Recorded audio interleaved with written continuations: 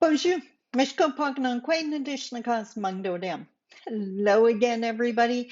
Welcome back to my channel. I'm Sandy Boucher, Red Thunderbolt Woman of the Loon Clan, a proud member of Seine River First Nation in Treaty 3 territory in Northern Ontario, and I'm here with this week's lightning bolt review of the past week's blog posts. And this week we did something different. It was actually a series of blog posts.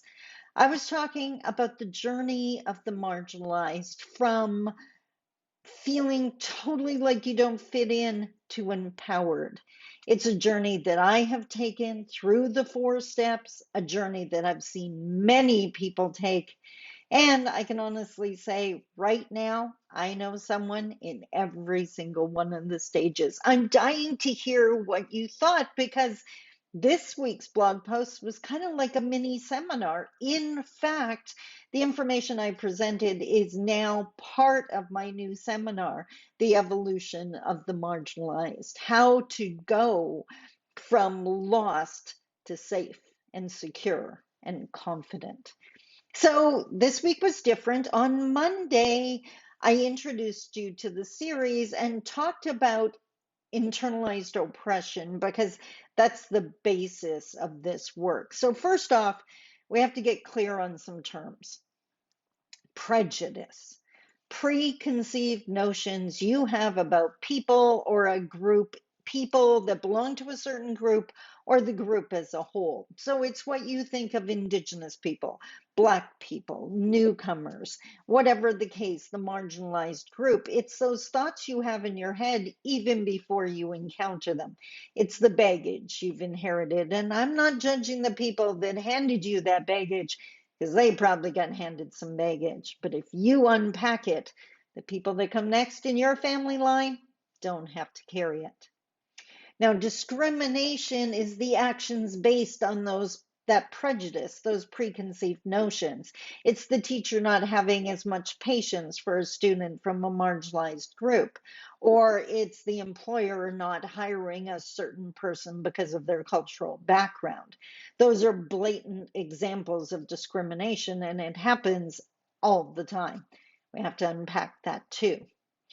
Oppression, on the other hand, is like discrimination on steroids. It's when discrimination is either accepted by society as a whole or sanctioned by the government. The fact that Indigenous students going to school in a federally funded school in a First Nation community receive less education dollars per student than their counterparts in a provincial system is an example of oppression, because the federal government will not only accept it, they will justify it. Same thing with First Nation communities under decade-long boil water advisories. Look how long or how fast Walkerton was fixed. The fact that society as a whole just says, well, there's a lot of reason that has to happen. No, that's oppression in modern times. So it's not just the residential school era that was problematic. So that was all on Monday. And then on Tuesday, I started to go into the stages. Stage 1 was summed up in the phrase, I don't fit in anywhere. And I don't think I have to highlight for anyone how absolutely dangerous that mindset is. There is one thing that truly saves and helps and supports and empowers the people in stage 1, the one thing they are desperately craving. That's acceptance. So if you have a youth in your home, in your community that is struggling, they don't need guidance. They don't need you to point out what they're doing wrong or the certain parts of their personality they should tweak. What they need is acceptance. Someone who accepts and enjoys them exactly the way they are, because that's the soil they can grow in. And guess what? With acceptance, now you want to thrive, and they're going to end up tweaking those things, not because you pointed them out, but because they are growing in a healthy way. Stage 1, I don't fit anywhere. And the solution is acceptance. Now, stage 2, remember stage 1, these people are craving acceptance. Stage 2, they find acceptance. Stage two, the phrase is, I can be me in my inner circle. It's a small circle. And unfortunately, probably more often than not, it's not a healthy place to be. These are our youth that find acceptance in a gang.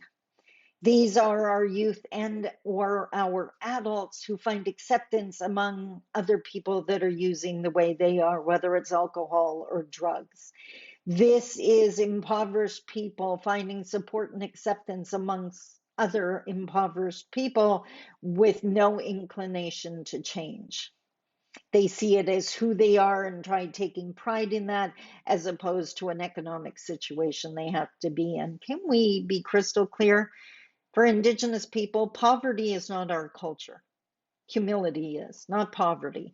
Poverty is just where we've lived for too long. So that was stage two. And then what was it? Monday was introduction. Tuesday was stage one. Wednesday was stage two. Thursday was stage three. I can find acceptance among people like me. This is the Indigenous man or woman who is outspoken and empowered in their community or inside their Indigenous agency where they work. They are accepted by the people around them. They feel very confident among their own. But it's incredible the difference when you see them out in mainstream or at a gathering that is not predominantly Indigenous. Suddenly they no longer have a voice. Suddenly they're whispering comments rather than sharing their feelings on whatever the topic is. So healing has definitely taken place. We just need to get some confidence into there. Stage four is the empowered, marginalized person. So this is the person who now knows who they are, is confident in their value, no matter where they stand or who they stand beside. This is people like me. I can be comfortable in the middle of a huge urban city, or I can be comfortable in a First Nation community. I know my strengths and I know my weaknesses, and I don't beat myself up for them. I accept it's what makes me human.